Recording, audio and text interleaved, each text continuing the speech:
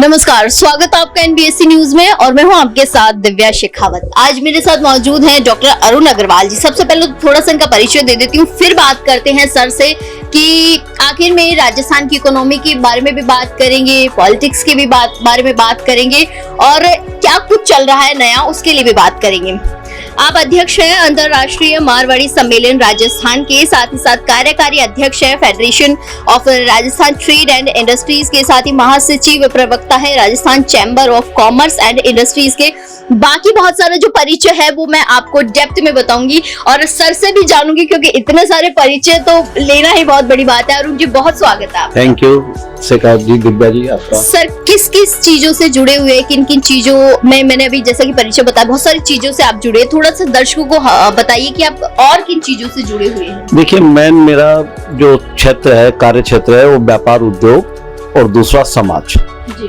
चूंकि व्यापारी हूँ मैं, उद्योगपति हूँ, तो व्यापार उद्योग का कैसे हित हो, कैसे व्यापारिक पॉलिसी को इजी बनाया जाए जिससे व्यापार सुगम हो। राजस्थान जो बीमारू उद्योगों की क्षेत्र में गिना जाता था आज तक, वो उसको बाहर निकाल के कैसे राजस्थान इंडिया में एक अपना लीडिंग स्थान बनाए।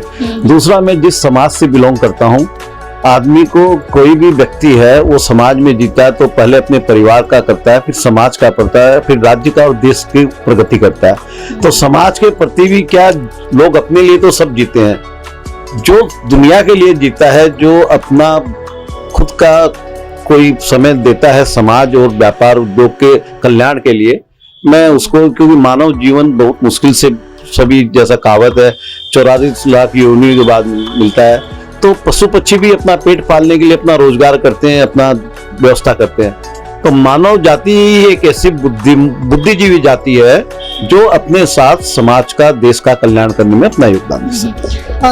सर, एक सवाल पूछूं भी, बीमारू राजस्थान की आपने बात कही, एक समय था जब राजस्थान में टेक्निकल चीजें नहीं थी, टेक्निक्स नहीं थी, लोगों को पता ही नहीं था कि आखिर में हम हमारे व्यापार को कैसे डेवलप करें। समय बदला, 2024 के आज चल रहा है।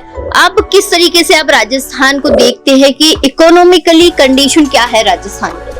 बिल्कुल, आपने सही प्रश्न पूछा। राजस्थान आज प्रोग्रेसिव स्टेट के रूप में स्थान पा चुका है। अभी पिछला चुनाव राजस्थान विधानसभा का हुआ, डबल इंजन की सरकार आ गई। डबल इंजन की सरकार आने से निश्चित रूप से केंद्र और राज्य दोनों में कोऑर्डिनेशन बैठ गया। कई नई पॉलिसी अभी सेंट्रल गवर्नमेंट द्वारा भी 2200 करोड़ रुपया एमएसएमई के लिए विशेष प्रावधान किए गए, और राज्य सरकार ने भी कल परसों ही हमारे माननीय मुख्यमंत्री जी ने 1100 करोड़ रुपए का प्रावधान लघु उद्योगों के लिए किया है। ये निश्चित रूप से क्या, लघु उद्योग राजस्थान भौगोलिक दृष्टि से, क्षेत्रफल के हिसाब से पूरे हिंदुस्तान का सबसे बड़ा एरिया क्षेत्रफल राजस्थान में है। तो राजस्थान के उद्योग धंधे व्यापार छितरे हुए हैं, बिखरे हुए हैं, एक सेंट्रलाइज नहीं है। यहाँ गांव, धानी, तहसील स्तर पे लोग छोटी छोटी दुकानें अपना नीचे चलाते हैं, ऊपर अपना निवास भी करते हैं। ऐसे में राजस्थान के लघु उद्योगों का अहम योगदान है राजस्थान के विकास में। और मैं बता देना चाहूंगा, इंडिया की जीडीपी में भी 40% हिस्सा राजस्थान का ही आता है। तो निश्चित रूप से अब राजस्थान प्रोग्रेसिव स्टेट की तरफ श्रेणी में आ चुका है। नए नए प्रावधान हो रहे हैं, नए इंडस्ट्रियल एरिया आ रहे हैं, नए उद्योग धंधे विकसित हो रहे हैं। सबसे बड़ा यहाँ राजस्थान में माइंस, मिनरल, जेम्स स्टोन, ये टूरिज्म सेंटर, टूरिस्ट सेक्टर, यहाँ जो भी वर्ल्ड का कोई भी टूरिस्ट आएगा, वो इंडिया में आएंगे तो पहले राजस्थान और जयपुर में जरूर आते हैं। ऐसे में टूरिज्म इंडस्ट्री का काफी स्कोप है।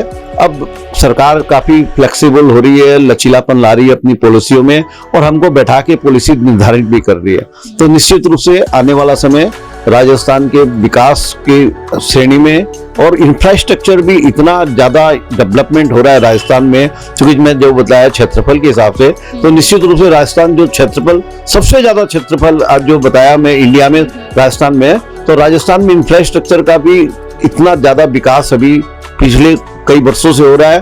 और अब जो डबल इंजन की सरकार आने के कारण निश्चित रूप से एक विकास के नया आयाम स्थापित हो। तो जाहिर सी बात है, सरकार का भी कहीं ना कहीं हाथ है। अच्छा सर, सीए लागू हुआ है, जैसा कि आपको मालूम है 11 मार्च 2024 को लागू हुआ है। क्या कहीं इसका नेगेटिव इम्पैक्ट पड़ सकता है हमारे लघु उद्योग पे, या फिर हमारे व्यापारी वर्ग पर, या फिर हमारे इकोनॉमिक सिस्टम पर कुछ थोड़ा बहुत इसका नेगेटिव इम्पैक्ट पड़ेगा? छोटे उद्योगों पे पड़ेगा निश्चित रूप से। छोटे उद्योगों पर ये अभी भी सरकार की जो पॉलिसियां बनती है वो वास्तव में बड़े उद्योगों को दिमाग में रखे करिए। जैसे मैं जीएसटी की बात करूंगा, जीएसटी को करीब करीब 7 साल अब पूरे होने में आगे लगे हुए। जीएसटी जब लगा था वन नेशन वन टैक्स की भावना के हिसाब से लगा था, किंतु आज तक ये धरातल पे नहीं उतरा है। जैसे मैं बात करूंगा पेट्रोल डीजल की, हर स्टेट में डिफरेंट पेट्रोल डीजल के रेट है, बिजली की दरें हर स्टेट में डिफरेंट है। ऐसे में इनको जब one nation one tax 4 slab rate रख रखे हैं जीएसटी के, इन चारों स्लैबों को खत्म करके सिर्फ 2 स्लैब रखा जाए, 5%, 14% या 18%, वो मादक पदार्थ जो है, टोबैको है, ये है या उनमें आप कितना भी लग्जरियस टैक्स लगाओ, 40% लगाओ, 50%, कोई प्रॉब्लम नहीं है। लेकिन बाकी को 2 श्रेणी में रखे। जैसे हमारे छोटे जो व्यापारी उद्यमी है, जो मैं बोल रहा था राजस्थान के गांव धाड़ी में फैले हुए, जहाँ नीचे कारोबार करते हैं, ऊपर घर रह के अपना गुजारा करते हैं, ऐसे में जीएसटी की एग्जम्पशन लिमिट, पहले जब जीएसटी नहीं था 1.5 करोड़ रुपए की एग्जम्पशन लिमिट थी एक्साइज जब लागू था, उसको खत्म हुए, जीएसटी लागू हो गया, एक्साइज खत्म हो चुकी है देश से। ऐसे में ये जो अभी लिमिट एग्जम्पशन लिमिट है मात्र 20 लाख की है सर्विस सेक्टर में और 40 लाख की ट्रेडर्स एंड मैन्युफैक्चरर्स में।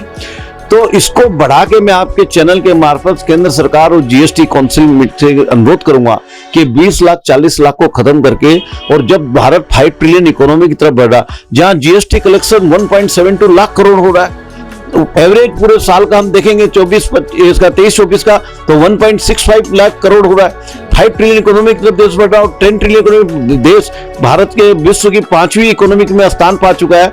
ऐसे में ये छोटे छोटे प्रावधान जो हमारे छोटे व्यापारी, आज वो एक सीए रखे, जीएसटी के इतने कड़े प्रावधान है, आज भी कंप्यूटर नहीं जानते, हमारे इतने पढ़े लिखे लोग नहीं है व्यापारी, तो कंप्यूटर रखेंगे, ये रखेंगे, एक सीए को हायर करेंगे समझने के लिए, करने के लिए, जरा सा एक मिस्टेक होता है सीधा उसमें सजा का प्रावधान है।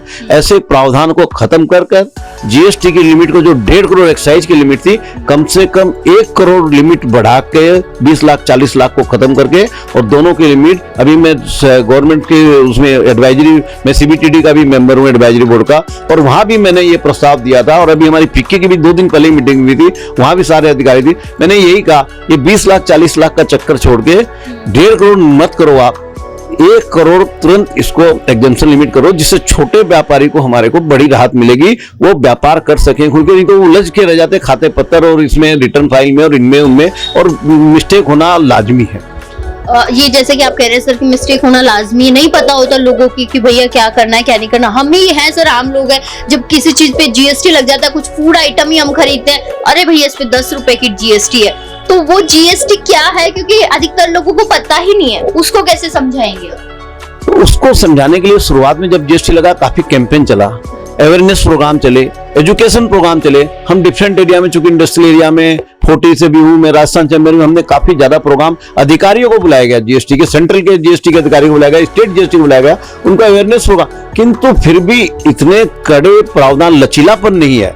क्योंकि जब भेट आया था यहाँ, तो भेट में भी काफी ज्यादा समस्या आई थी, लेकिन उसका लोग आदी हो गए, तो निश्चित रूप से अब 7 साल करीब होने में आ गए, लोगों को काफी जीएसटी से निश्चित रूप से व्यापार बढ़ा है, भारत की इकोनॉमी बढ़ी है। जैसा भी मेरे गोपाल जी बोल, डॉक्टर गोपाल मोहन जी कह रहे थे कि आज गांव देहात में भी पेटीएम और डिजिटल का सिस्टम डेवलप हो गया है। आज भारत की इकोनॉमी में, जैसे पहले हम चाय पीते थे, 10 रुपए की चाय 10 रुपए कैश देते थे, कॉइन देते थे, आज वो भी पेटीएम दिखा देता है कि ये लो। तो ये सारे जो आज नमकीन खरीदते हैं, समोसा खरीदते हैं, वो सारे पेटीएम दिखाते हैं। आज कुछ भी काम करते हैं, आज टैक्सी में और ओला उबर और इसमें भी जाते हैं, तो सब बोलते हैं ऑनलाइन कर दो। ये ऑनलाइन से भी हमारी इकोनॉमी का में बहुत बड़ा, ये छोटे तबके के जो व्यापारी है, इनसे निश्चित रूप से हमारी इकोनॉमी में इनका बड़ा योगदान है। इसको हम बड़ा, क्योंकि आज तक ये पैरेलल इकोनॉमी, जिसको हम वीक मनी कर सकते थे, उसमें वो देश के विकास के, देश के डेवलपमेंट में काम नहीं आ रही थी।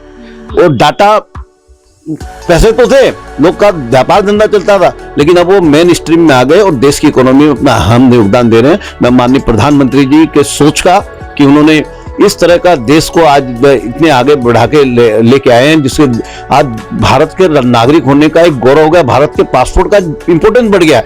पहले इंडियंस को हम बाहर जाते थे तो अरे इंडियन, तो लोग थोड़ा सा अलग दृष्टि से देखते थे, किंतु आज हमारा रेपुटेशन एक बड़ा है, निश्चित रूप से इसमें कोई डाउट नहीं है।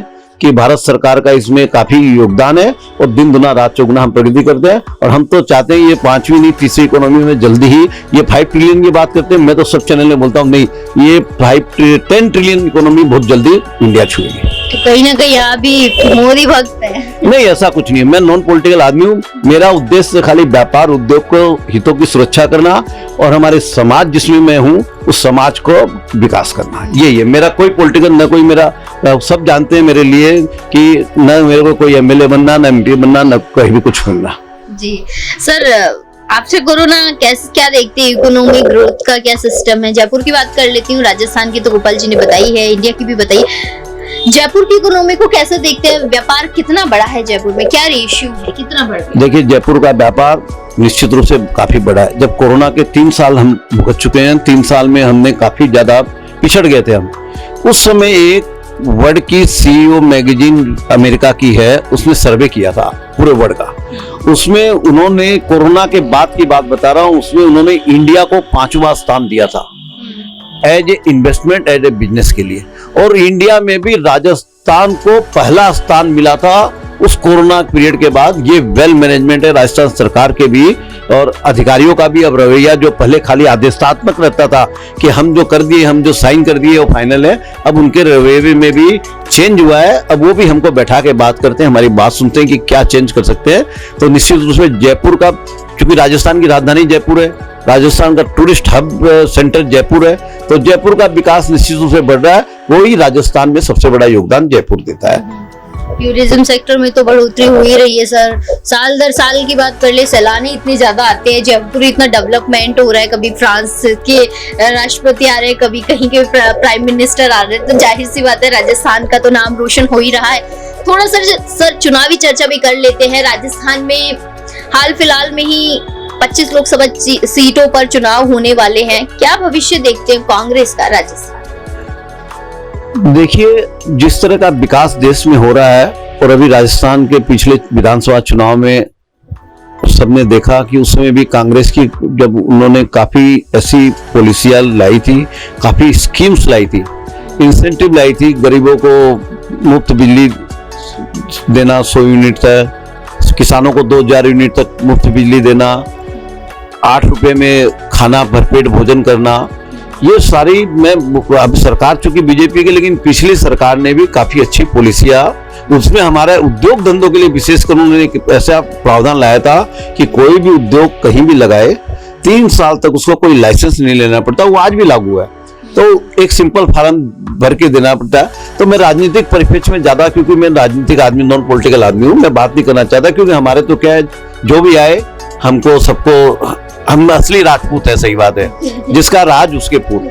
क्योंकि सरकारी गवर्नमेंट अधिकारी और कर्मचारी और व्यापारी, ये दोनों के लिए जो कुर्सी में बैठेगा, हमको तो उनको से काम कराना है, जनता का काम करवाना है। तो मैं राजनीति बोलूंगा, लेकिन निश्चित रूप से काम अच्छा हो रहा है, जो आगे के लिए एक नया मील का पत्थर साबित होगा। जी जी, ये शुक्रिया सर, बहुत बहुत आपका। अरुण अग्रवाल जी मेरे साथ मौजूद थे, इन्होंने बहुत अच्छी चीजें बताई हैं उद्योग के लिए, व्यापार के लिए, व्यापारियों के लिए, इवन दोज डिजिटल करण के लिए। सर ने बहुत अच्छी चीजें बताई है कि पहले में और अब में बहुत तब्दीली आई है और छोटे वर्ग के जो लोग हैं उन्हें अब थोड़ा सा बाहर निकलना पड़ेगा, आउट ऑफ द वे जाकर उन्हीं चीजों को समझना पड़ेगा, तभी कहीं ना कहीं हम इकोनॉमिक जो हमारी ग्रोथ है सर उसको बढ़ा सकते हैं। जब इकोनॉमिक रेशियो बढ़ेगा तो ऑब्वियस सी बात है ना कि हमारे राजस्थान का नाम रोशन होगा।